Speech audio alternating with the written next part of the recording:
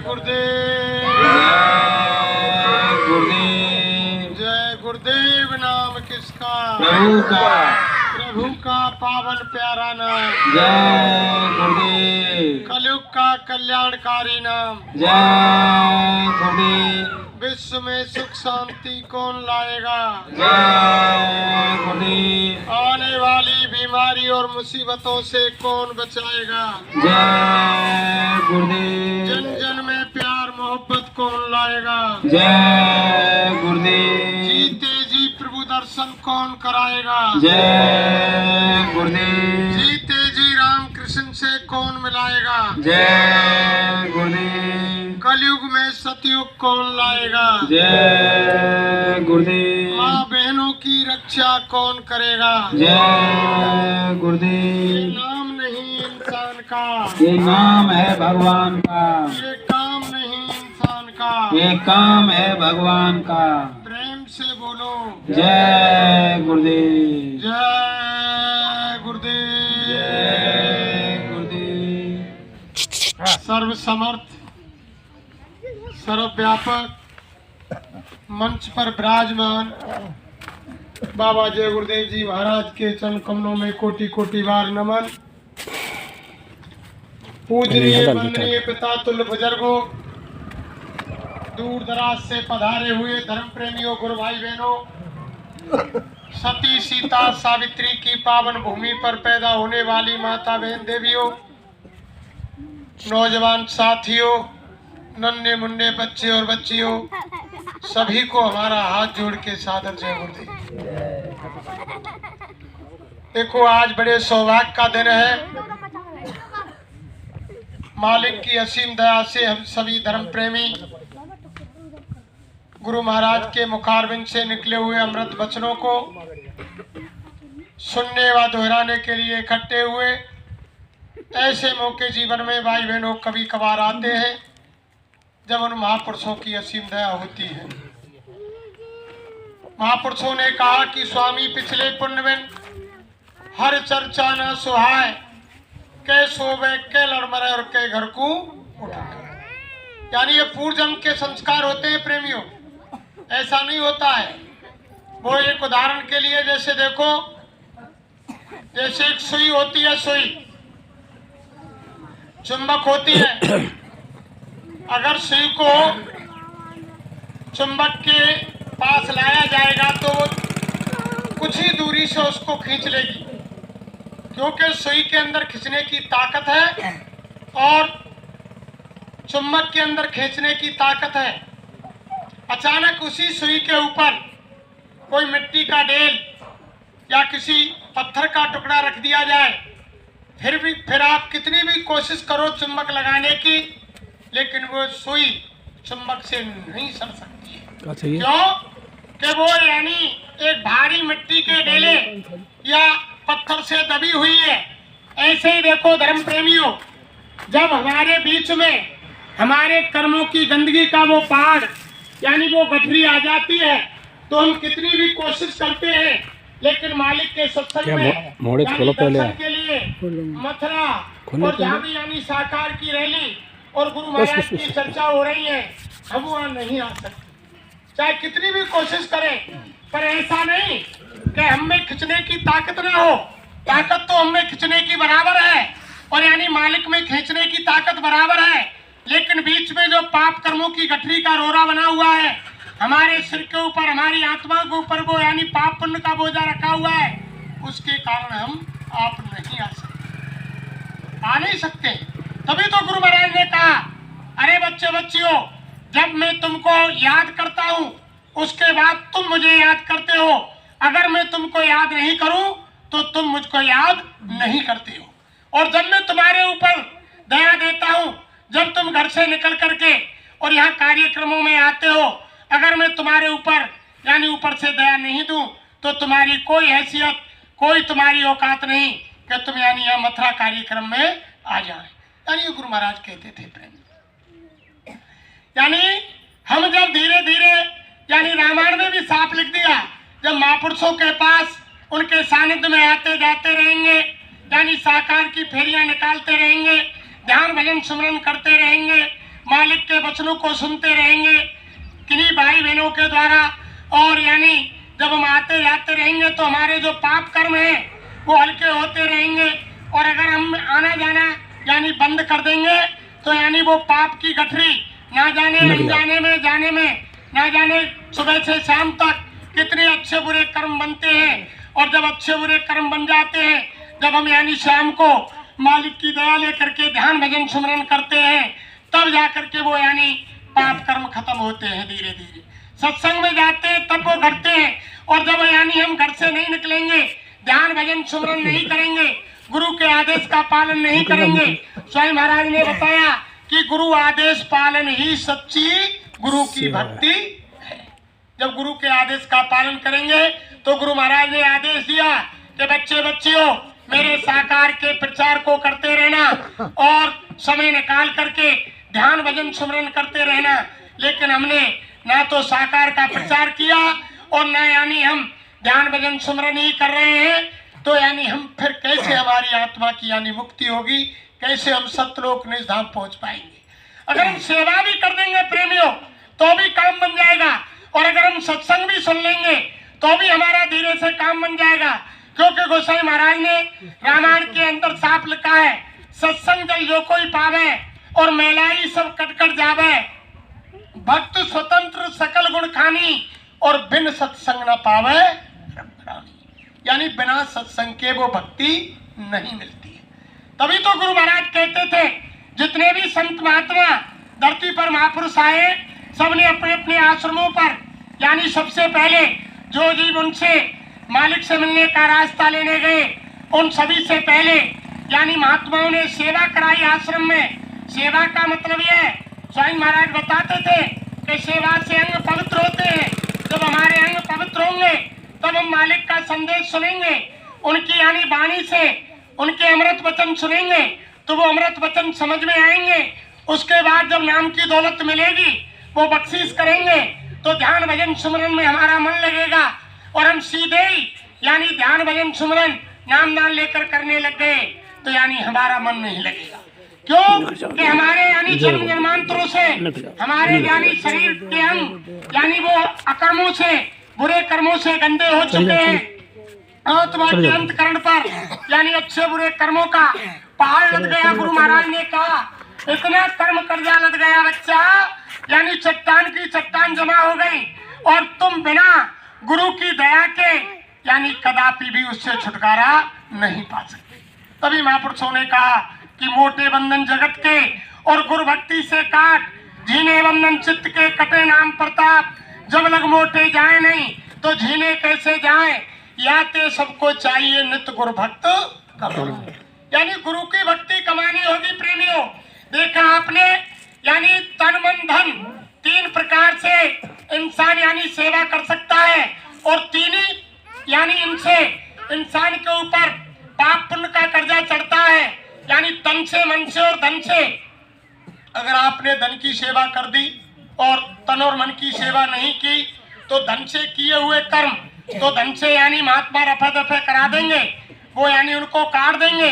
लेकिन जो हमने कर्म अच्छे बुरे तन से और मन से किए हैं, जब तन और मन की सेवा करेंगे हम तभी जाकर के वो कटेंगे। लेकिन हम यानी एक चीज की सेवा करके समझ लेते हैं कि हमारे पास समय नहीं है और हमने यानी मालिक की धन की सेवा कर दी, हमारा यानी काम हो जाएगा। यानी तीनों सेवा बराबर, यानी नामदानी सत्संगी प्रेमियों को तीनों सेवा बराबर करनी चाहिए। जितनी आपकी हैसियत है, जितनी आपकी क्षमता है, जितनी आपके बख्शी है यानी बस की है, उतनी सेवा यानी प्रत्येक प्रेमी को तन और मन और धन की करनी चाहिए। प्रेमी देखो आप आ जाएंगे। सावन सिंह महाराज के एक शिष्य ठाकुर सिंह थे। उन्होंने नामदान लेने के बाद पूरी उम्र निकल गई लेकिन भजन नहीं किया। सेवादार इतने थे, तन की, मन की, धन की, तीनों प्रकार की सेवा ऐसे करते थे। जब गुरु आदेश देते कभी भी उन्होंने गुरु के आदेश को नहीं नकारा। लेकिन जब देखो प्रेमियों, जब उनकी सांसों की पूंजी खत्म होने में मात्र 15 दिन रह गए। मात्र 15 दिन रह गए। सावन सिंह महाराज ने ठाकुर सिंह को बुलाया और बुला करके कहा, अरे बच्चा, वो तुमने नामदान लिया, तुम भजन करते हो? ठाकुर सिंह ने कहा कि जी हजूर, मैंने भजन किया ही नहीं। तो आप 5 नाम जानते हो? कि हाँ मालिक, उनको तो जानता हूँ। भजन की क्रिया जानते हो? हाँ मालिक, भजन की जानता हूँ क्रिया। सुमरन की क्रिया जानते हो? कि हाँ मालिक, सुमरन भी जानता हूँ। कि ध्यान की क्रिया जानते हो? मालिक, ध्यान की क्रिया नहीं जानता। अचानक उनकी दया हुई। सावन सिंह महाराज सामने बैठे हुए थे, ठाकुर सिंह, और खड़े होकर के उनके माथे पर जोर से यानी अंगूठा लगाया। उससे पहले क्या हुआ प्रेमियों? उन्होंने कहा सावन सिंह ने, अरे बच्चा ठाकुर सिंह, तुम्हारी उम्र यानी मात्र 15 दिन बाकी रह गई है। 15वें दिन आप यानी खत्म हो जाओगे, आपकी मृत्यु हो जाएगी।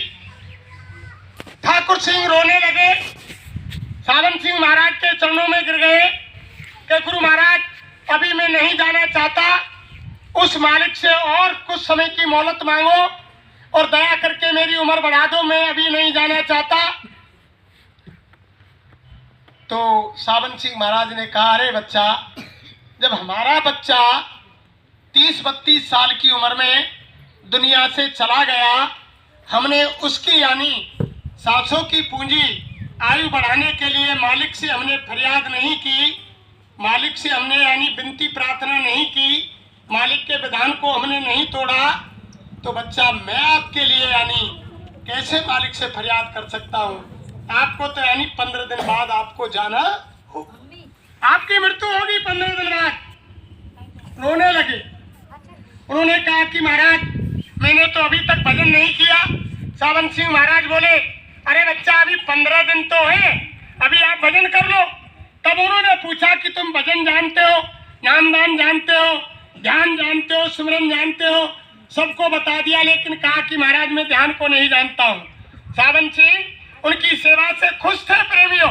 अचानक खड़े हुए और जाकर के खड़े होकर के जोर से माथे पर जहाँ जीवात्मा बैठी हुई है, गुरु महाराज बताते हैं, दोनों आंखों के मध्य में जहाँ माता बहन देवियां बिंदी लगाती है, भाई लोग टीका चंदन लगाते हैं, यानी तीसरे तिल, छठे चक्र, 10वें द्वार पर जो आत्मा बैठी हुई है, यहाँ जोर से सावन सिंह महाराज ने अंगूठा लगाया। अंगूठा लगाते ही जैसे धक्का लगा, ठाकुर सिंह पीछे को गिरे और उनकी अंदर की आंख खुली और शरीर पड़ा रह गया और जीवात्मा ऊपर के मंडलों में चली गई। जब 5 मिनट बाद प्रेमियों लौट कर आई, तब सावन सिंह महाराज ने पूछा, अरे बच्चा, क्या हुआ, कुछ देखा? कि गुरु महाराज, बहुत बड़ा नजारा देखा और तुम ऐसा करो कि मुझे जल्दी वहां पहुंचा दो। कह रहे, अरे बच्चा, अभी तो तुम कह रहे थे कि मेरी उम्र बढ़ा दो, मैं 15 दिन में नहीं जाना चाहता और मेरी अर्जी मालिक से लगाओ और मेरी आयु और बढ़ाओ, और अब तुम ये कह रहे हो कि मालिक मुझे वहीं पहुंचा दो, जल्दी करो। और यानी ठाकुर सिंह ने कहा, हे मालिक, अब मैं यानी 15 दिन नहीं रह सकता। सावन सिंह महाराज ने कहा कि अभी तुम्हारी उम्र 15 दिन है। ठाकुर सिंह ने कहा, अरे मालिक, अब मैं उस नजारे को देख करके अब मुझे ये लग रहा है कि यानी 15 दिन यानी 15 वर्ष की बराबर है। आप जल्दी करो मालिक, और जहां मुझको जो नजारा दिखाया उसी निज धाम सतलोक निज घर के लिए मुझे पहुंचा दो। यानी तब सावन सिंह ने कहा, अरे बच्चा, 15 दिन के बाद ही वो मुकाम आपको मिलेगा। तो देखो प्रेमियों, जब हम गुरु की हर प्रकार से सेवा करते हैं तो वो उससे भी यानी राजी हो जाते हैं। तभी तो कहा है कि गुरु राजी तो करता राजी और काल कर्म की चले ना बाजी। अगर गुरु को राजी कर लेंगे आप, यानी गुरु को यानी राजी कर दिया, गुरु को मना लिया और गुरु मेहरबान हो गए और गुरु की दया हो गई, तो आपकी आत्मा का कल्याण हो जाएगा।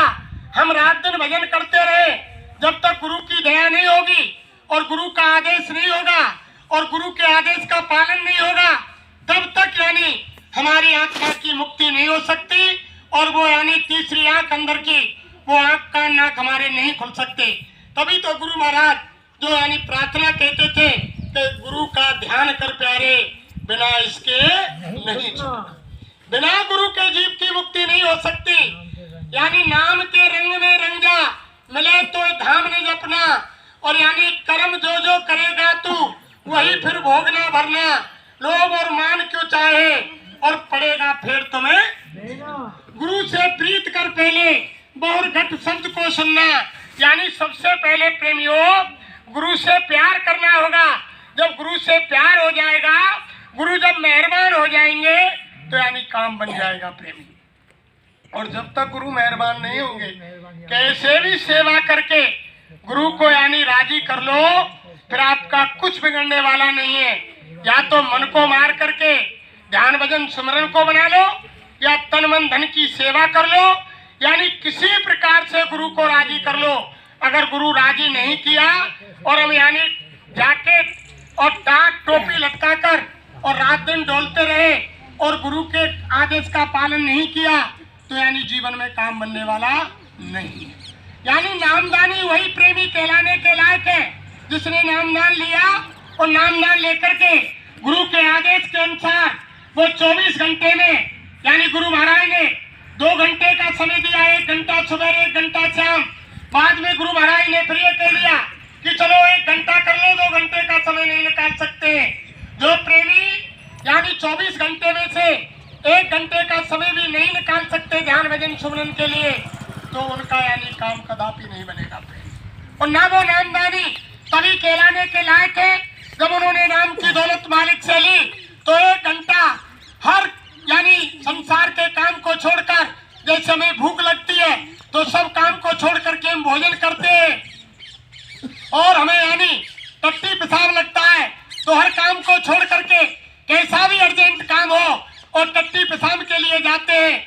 ऐसे ही महात्मा कहते हैं कोई भी संसार का अर्जेंट काम हो, समय निकाल करके ध्यान भजन सुमरन के लिए 1 घंटा सुबह 1 घंटा शाम अवश्य निकाल, यानी समय निकाल करके करना होगा। जब हम समय निकाल करके ध्यान भजन सुमरन यानी तीनों कार्य करेंगे, तब हम नामदानी कहलाने के लायक हैं। और नामदान तो हमने ले लिया, वो नाम की दौलत तो आप हमको मिल गई, लेकिन ध्यान भजन सुमरन के लिए 1 दिन समय नहीं निकाला।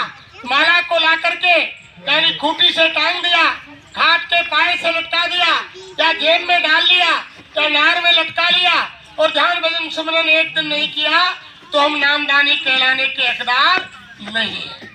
और देखो प्रेमियों, सत्संगी कहलाने के हकदार वही है, यानी हम चाहे टाट पहन ले, चाहे जैकेट पहन ले, चाहे टोपी लगा ले, चाहे झंडा लेकर चले। गुरु महाराज ने कहा सत्संगी बनने के लिए, स्वामी महाराज मंच से बोले कि सत्संगी बनने के लिए उठना बैठना, बोलना चालना, रहना सहना, खाना पीना, सारी आदतें बदलनी पड़ती हैं। जब तक हमारी आदतें नहीं बदलेंगी और हम रात दिन यानी जैकेट सदरी टोपी टाट झंडा रात दिन लिए फिरेंगे, लेकिन जब हमारी आदत नहीं बदली तो हम सत्संगी कहलाने के लायक नहीं।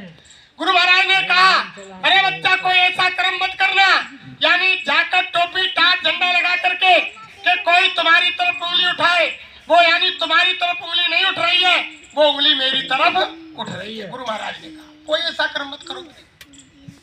महात्मा कहते हमेशा यानी गुरु के वचन को सहन में बैन में, जैसे भी मालिक का वचन है उसके आदेश का पालन करने की कोशिश करो। और यानी देखो साफ रामायण में भी लिख दिया कि सतगुरु मिले तो सब मिला, नहीं तो मिला न कोई, और मात पिता सुत बांधवा ये तो घर घर। यानी सतगुरु मिल गए तो सारी चीज मिल गई, सब धन दौलत वैभव मिल गया, और सतगुरु नहीं मिले तो कुछ नहीं मिला। अरे मैं तो आपसे पूछना चाहता हूँ, आपके घर के अंदर सारा धन वैभव है, रुपया पैसा है, यानी चीनी के कट्टे भरे हुए हैं, घी की यानी कट्टी की कट्टी भरी हुई है, दूध के लिए यानी 2-4 भैंस गाय दूध दे रही हैं, लेकिन अचानक बीमारी आ गई, डायबिटीज बन गया, यानी शुगर हो गया, हार्ट अटैक हो गया, ब्लॉकेज हो गई, बीपी हाई और लो हो रहा है, और डॉक्टर ने मना कर दिया कि तुम मीठा नहीं खाओगे तो कट्टे के कट्टे भरे रहो, वो आपके क्या काम के। डॉक्टर ने मना कर दिया कि आप दूध नहीं पियोगे तो कितनी भी घर में गाय भैंस दूध दे रही है, आपके क्या काम का। डॉक्टर ने मना कर दिया कि चिकना नहीं खाओगे, आप घी साइड में रखवा दिया, यानी सूखी रोटी सूखी सब्जी खाओ तो वो रुपया पैसा और यानी घर में माल खजाना फिर आपके किस काम का है। इसलिए महात्मा कहते हैं कि समय निकाल करके ये यानी कोई भी चीज काम आने वाली नहीं है, सच्चा साथी बना लो। ये संसार में यानी ये खेल चुकने चुकाने का है, या जितने भी जीव आए हैं संसार के अंदर वो सब चुकने चुकाने के लिए आए हैं। घर में बच्चा वो ही जन्म लेगा जिसका लेन देन हमारे ऊपर है, घर में वो ही बच्ची जन्म लेगी जिसके लेन देन का कर्जा हमारे ऊपर है, और घर में बाहर से वही बच्ची बहू बन के आएगी जिसके लेन देन का कर्जा है, और उसी घर में हमारी बच्ची बहू बन के जाएगी जब उसके लेन देन का कर्जा है। तभी तो महात्माओं ने कहा कि मिले मिलाए वे मिले, और जिनके पहले मेल और बिना मेल मिलते नहीं ये कर्मन के खेल। यानी ये तो सारा विधि विधान प्रेमियों वहीं से मिलाया हुआ है, और ये तो यानी नकली साथी है, ये अपने लेन देन को चुकने चुकाने के लिए आए हैं। तभी तो महात्मा कहते हैं अरे तुम मुझे तुम्हारे घर का एक सदस्य मान लो, तुम्हारा बच्चा मान लो, तुम्हारी बच्ची मान लो, तुम्हारा भाई मान लो, तुम्हारी बहन मान लो, तुम्हारा बाप मान लो, तुम्हारी माँ मान लो, जितना खर्चा तुम परिवार के एक यानी सदस्य के ऊपर करते हो उतना खर्चा तुम मेरे नाम पर कर दो। एक सदस्य के यानी खाने में, पीने में, साबुन में, सरफ में, यानी कपड़े में, और यानी पढ़ाई में, लिखाई में, दवाई में, रहने के लिए, सहने के लिए, खाने के लिए, पीने के लिए, जितना खर्चा परिवार के एक सदस्य पर करते हो उतना खर्चा मेरे नाम पर कर दो। आप मुझे एक तुम्हारे परिवार का सदस्य समझ लो, कोई भी मान लो प्रेमियों, मुझे अपना साथी बना लो। गुरु महाराज ने कितनी बार कहा मैं तुमसे इतना प्यार करता हूँ कि जो तुम्हारे माँ बाप प्यार करते हैं, तुम्हारे घर परिवार वाले, तुम्हारे बीवी बच्चे तुमसे प्यार करते हैं, उससे लाखों गुना अधिक प्यार मैं तुमसे करता हूँ। ये गुरु महाराज ने कहा। छोटा मोटा प्यार ये प्रेमियों नहीं करते हैं, ये तो आपको गुरु महाराज ने कहा कि मेरे कहने से बच्चा तुम मेरा एक काम कर दो। गुरु महाराज ने कहा कि एक काम मेरा कर दो। हमने समझा कि गुरु महाराज किस काम की कह रहे हैं। अंत में गुरु महाराज मंच से बोले अरे बच्चा कोई संसार का काम नहीं मेरा काम है कि तुम मेरे कहने से भजन कर लो। अगर तुमने भजन कर लिया, जिस संसार की चीजों के लिए तुम सुबह से शाम तक इतनी कड़ी मेहनत शरीर से करते हो फिर भी वे उपलब्ध नहीं होती है, अगर तुमने मेरे कहने से भजन कर लिया तो संसार की सारी चीजें मैं तुमको मुफ्त में और गिफ्ट में दे दूंगा। तुम्हें संसार की चीजों के लिए मेहनत करने की जरूरत ही नहीं। जो तुम्हारे प्रारब्ध में लिखा है बच्चा उसको कोई मेटने वाला नहीं है, लेकिन महात्माओं के वचनों पर विश्वास करो। लेकिन हम आप उनके वचनों को विश्वास नहीं करते हैं, यानी हमको भरोसा ही नहीं है, खुद पर भरोसा नहीं है कि यानी ये हो या नहीं हो। लेकिन महात्मा कहते हैं कि जो तुम्हारे प्रारब्ध में लिखा है बच्चा वो मिलेगा, ऐसी चीज नहीं है। लेकिन समय निकाल करके भजन करो। तभी तो महापुरुषों ने कहा कि सतगुरु खोजरी प्यारी जगत में दुर्लभ रतन यही है, यानी सतगुरु की तलाश करो। ये सबसे दुर्लभ रतन संसार के अंदर सतगुरु है। अगर सतगुरु मिल गए तो तुम्हारा सारा काम बन जाएगा, और अगर सतगुरु नहीं मिले तो यानी कुछ बनने वाला नहीं है। देखो मैं आपको बताता हूँ, एक सर्वानंद नाम के ब्राह्मण थे। सर्वानंद नाम के ब्राह्मण थे प्रेमियों। उन्होंने इतनी विद्या पढ़ी कि पूरे भारत के लोगों को शास्त्रार्थ में सबको हरा दिया। लेकिन जब घर लौट कर आए, जब घर लौट उनकी माँ शारदा देवी थी, जब सर्वानंद जी महाराज घर लौट कर आए, जब माँ के चरण स्पर्श किए, माँ ने आशीर्वाद दिया कि बेटा सर्वानंद यानी आप तेजस्वी भव, यानी तो उन्होंने कहा कि नहीं माँ ये आशीर्वाद मुझे मत दो, मुझको आशीर्वाद दो। अब सर्वानंद मत कहो मुझसे, तुम मुझसे कहो सर्वजीत, यानी मैंने सारे भारत के अंदर सब विद्वानों को यानी शास्त्रार्थ में हरा दिया है और मुझको माँ सर्वजीत कहो। तो माँ शारदा देवी ने कहा, अरे बेटा, तुमने चाहे सारे भारत के विद्वानों को हरा दिया, लेकिन मेरे गुरु महाराज यानी वो मुर्शिद, वो यानी फकीर, वो सतगुरु जो काशी में रहते हैं, एक छोटे से महात्मा है, वो साहिब कबीर, अगर तुमने उनको शास्त्रार्थ में हरा दिया तो बेटा मैं तुम्हारा नाम सर्वजीत रख दूंगी। अगर तुमने उनको नहीं हराया तो मैं तुमसे सर्वजीत कहने वाली नहीं हूँ। सर्वानंद ने कहा, माँ मैं भोजन तभी करूंगा जब काशी के अंदर किस गली में रहते हैं साहिब कबीर, जब शास्त्रार्थ के अंदर उनको यानी परास्त कर दूंगा, तभी लौट करके माँ मैं भोजन करूंगा। सारे धर्मशास्त्र यानी 4 वेद, 18 उपराण, 6 शास्त्र यानी सबको बैल के ऊपर लाद करके वो सर्वानंद चलते थे प्रेमी। बैल के ऊपर लाद लिया सारे धर्मशास्त्रों को और लेकर के काशी की गलियों में चल दिए। और चलते चलते कबीर साहब की कुटिया का यानी पता पूछ के पहुंच गए। कबीर साहब अंदर थे, आवाज लगाई, अरे कबीर, हम आपसे मिलना चाहते हैं। वो कमाली बाहर खड़ी हुई थी। अरे कि आप कौन हो? कि हम सर्वानंद हैं, हम कबीर साहब से मिलना चाहते हैं। तब कमाली ने कहा कि कबीर मिलन की राह में सकरी गैल और ना जहाँ जा ना सके पिपील का, और तुम लाद चले हो बैल। हाँ, यानी हे ब्राह्मण देव, तुम उनसे मिलने आए हो कबीर साहब से। उनके रास्ते में जाने के लिए बहुत सकरी गैल है, जो गुरु महाराज बताते थे कि रास्ते में वो बंकनाल पड़ता है, टेढ़ा मेढ़ा रास्ता है, वहाँ यानी आत्मा को और चेटी से भी बारीक रूप धारण करना पड़ता है, तब जाकर के वहाँ से स्वामी जी ने बताए बाल के जाने कितने हिस्से हो जाए, इतना छोटा रूप जब वो धारण करती है आत्मा, तब वहाँ बंकनाल से निकलती है। तो कमाली ने कहा, अरे तुम कबीर से मिलने जा रहे हो, वहाँ की तो बहुत सकरी गैल है। हे ब्राह्मण देव, वहाँ चींटी का भी पैर नहीं टिकता है और तुम इस बैल को लाद कर जा रहे हो कबीर से मिलने के लिए। इतने में अंदर से कबीर साहब आ गए।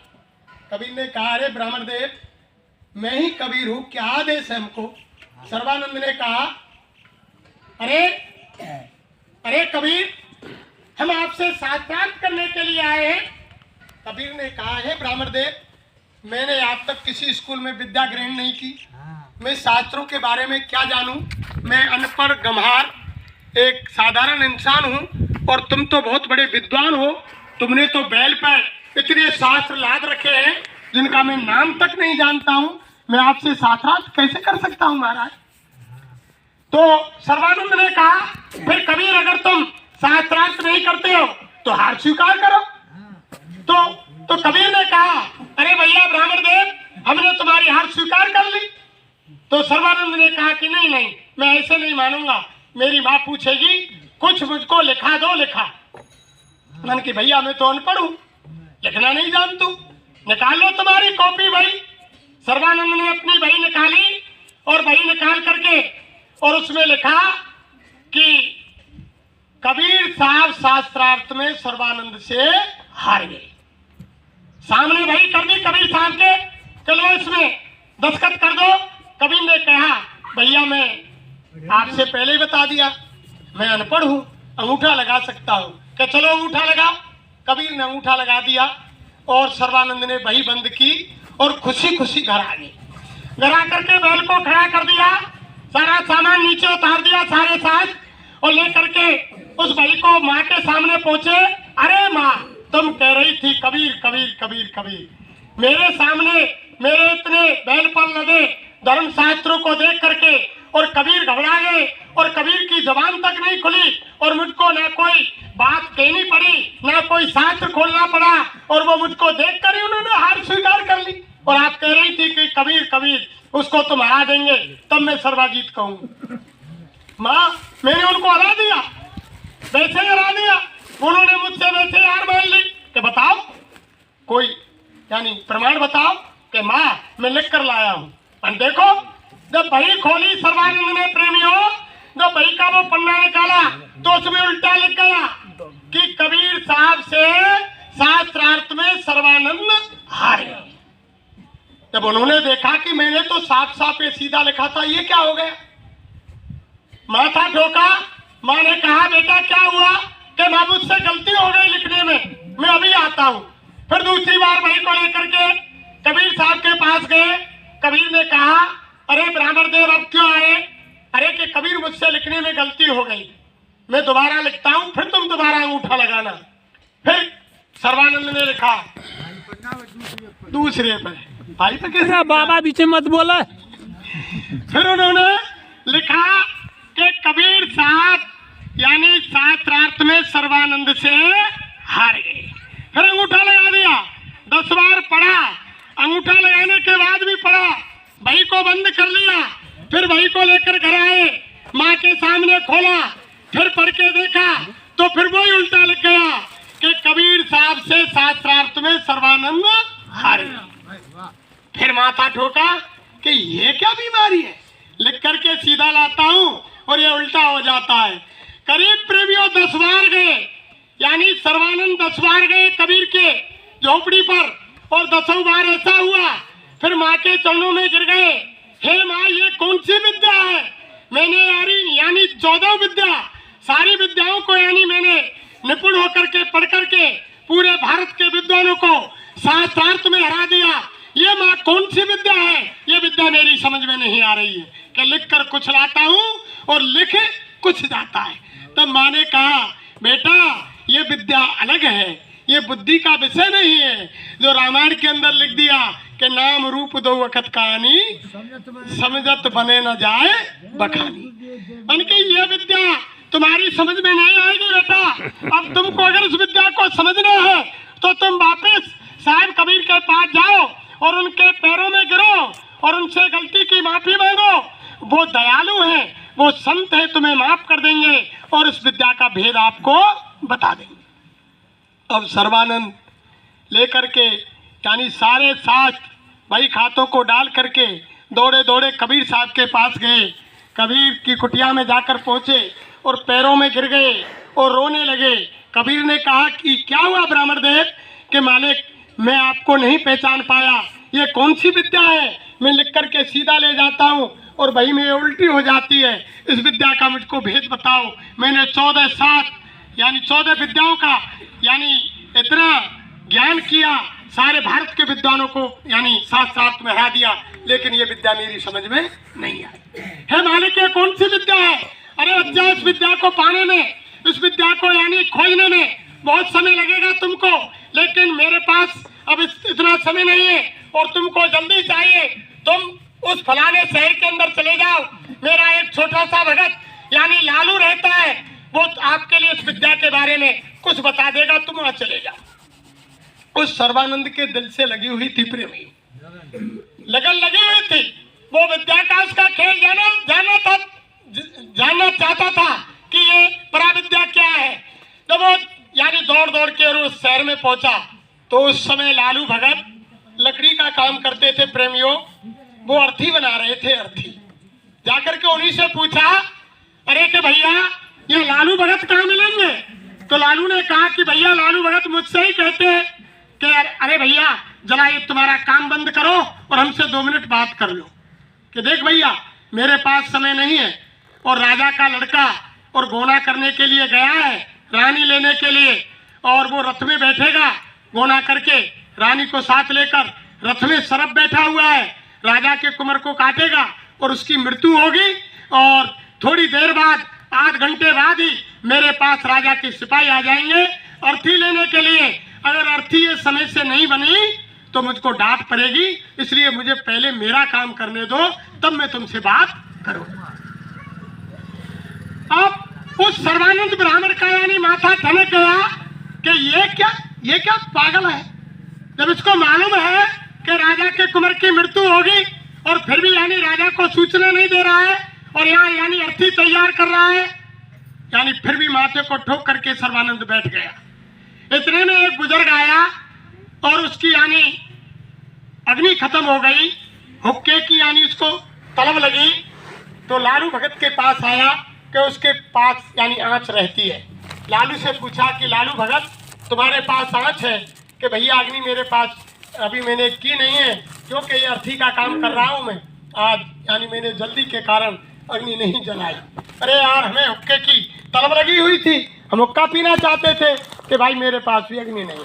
जब वो लौटने लगे तो लालू भगत को अंदर से प्रेरणा हुई और उन्हें याद आया, अरे ठहरो ठहरो भैया ठहरो, एक 10 मिनट का इंतजार करो, जो सामने लकड़ी की टाल लगी हुई है और उसमें आग लगेगी 10 मिनट बाद, और तुम कितनी भी अग्नि ले जाना। और माथा ठनका सर्वानंद ब्राह्मण का कि ये बड़ा पागल है, जब तो यानी राजा का कुंवर ही मर रहा था, अब 10 मिनट का इसके पास समय है कि लकड़ी की टाल जलेगी, और फिर भी कोई इंतजाम नहीं कर रहा है कि टाल में आग लगेगी और बैठा है। तब यानी कि बड़ा पागल आदमी है, अजीब है। यानी 10 मिनट हुई, उसके बाद वो टाल में आग लगी प्रेमियों। तब लालू भगत ने कहा, अरे भैया ले जाओ, कितनी तुमको अग्नि चाहिए। वो ले गया। तब उसने कहा सर्वानंद ने कि जब इसकी टाल में आग लग गई तो राजा का कुंवर भी अवश्य मरेगा। आध घंटे बाद वो राजा के सिपाही आए, और राजा के सिपाही आने के बाद कहा, अरे लालू भगत, वो अर्थी तैयार है कि हाँ महाराज अर्थी तैयार है, ले जाओ।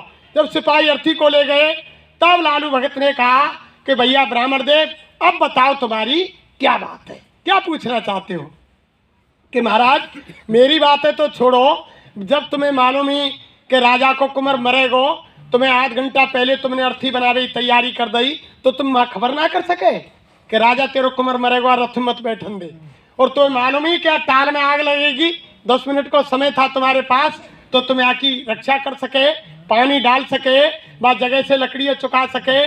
तब सर्वानंद से और लालू बोले कि भैया ये विधि का विधान है, इसको कोई नहीं मेट सकता है, और ना यानी महात्मा विधि के विधान में खलल डालते हैं, यानी उसमें कोई भी यानी वो हस्तक्षेप नहीं करते हैं। ये तो होना था होकर रहेगा, लेकिन चलो राजा के कुंवर के मरने में आध घंटे का समय था और मेरी टाल जलने में 10 मिनट का समय था।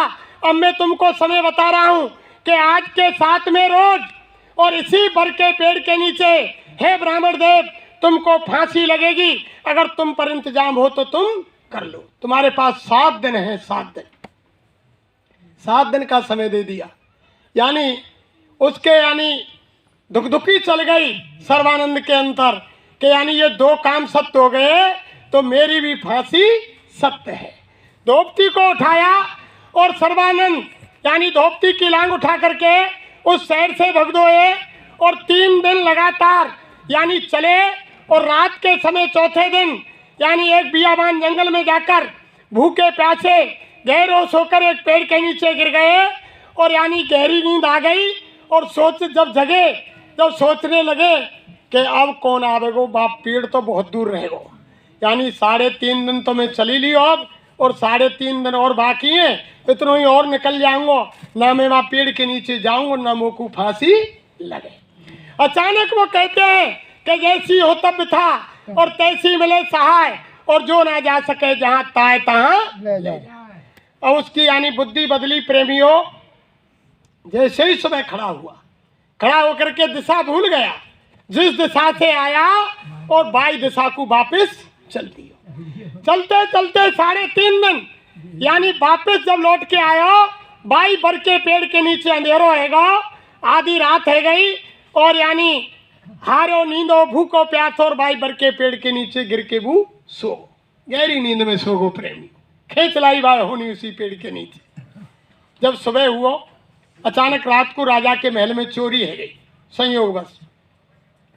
तो 4 चोरों ने आके बाई बर के पेड़ के नीचे सुबह 3 बजे और यानी सामान को बंटवारों कियो।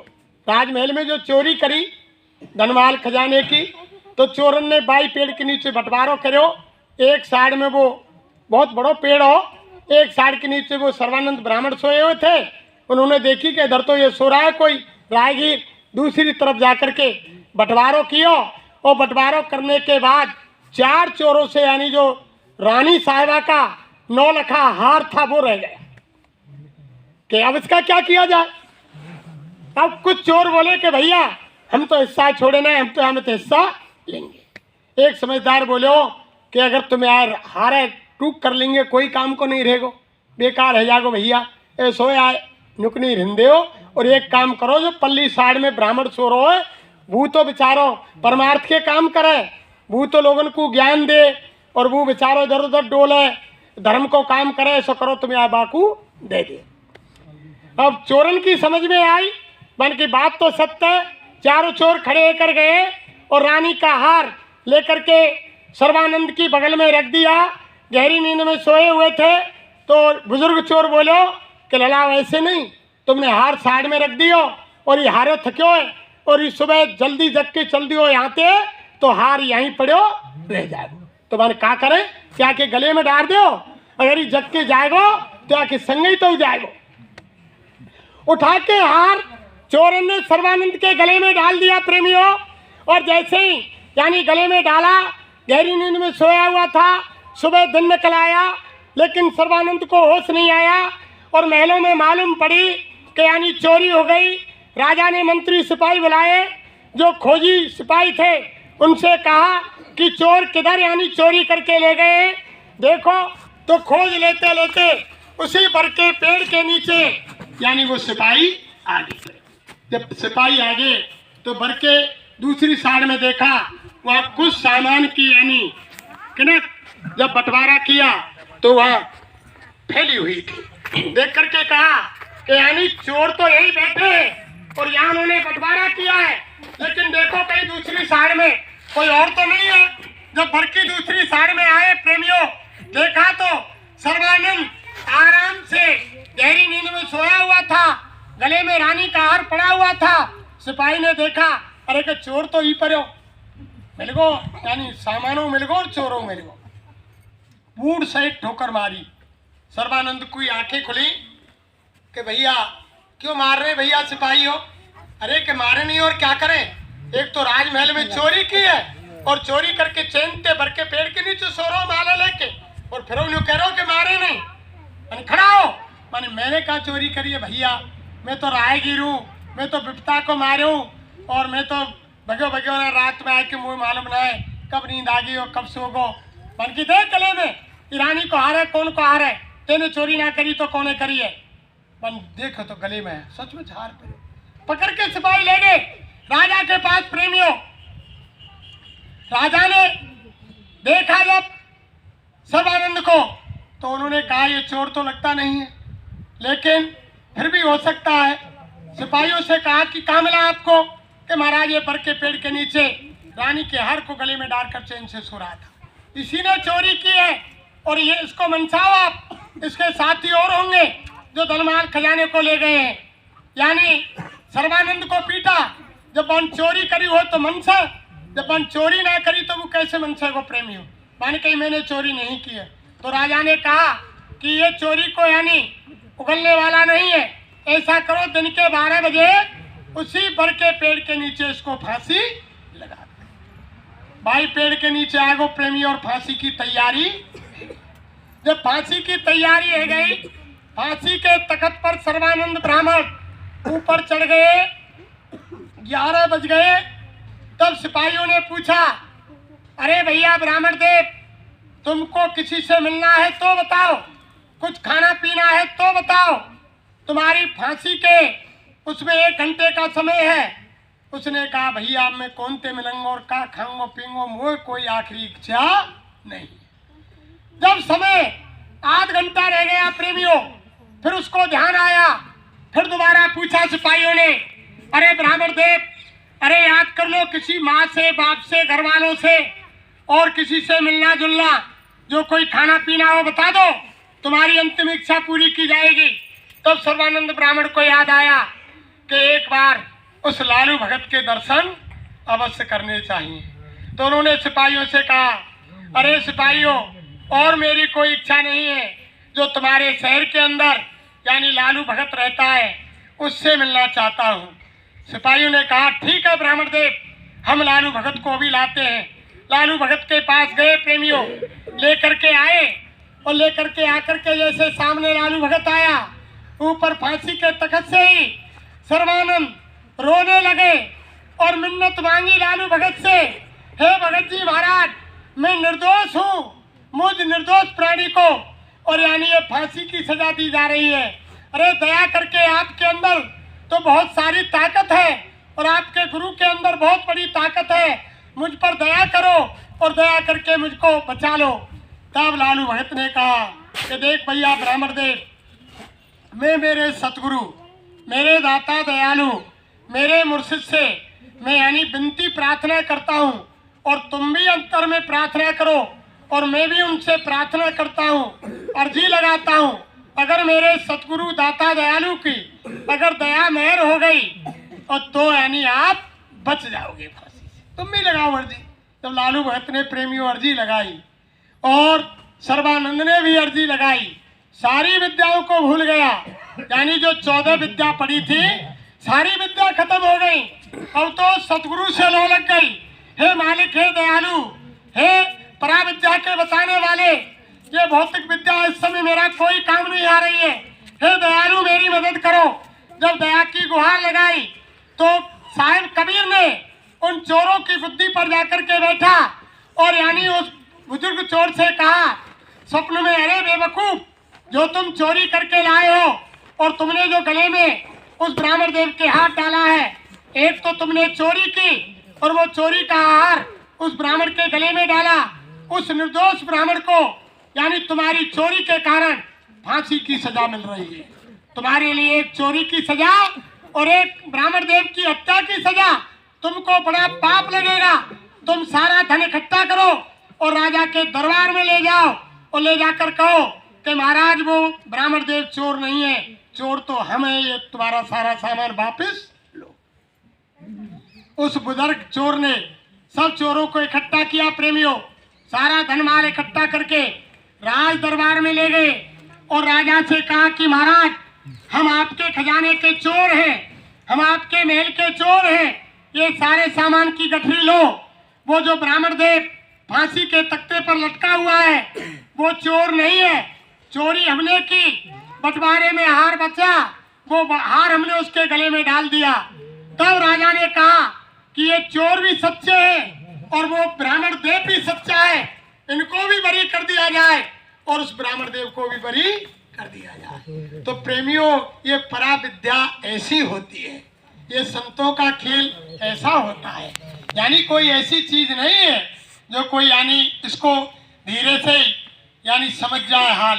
लोगों ने तभी तो कहा है संसार में नर तन धर के आते हैं, क्या मगर दुनिया वाले कभी इन्हें पहचान पाते हैं। लोगों ने इनको नहीं पहचाना,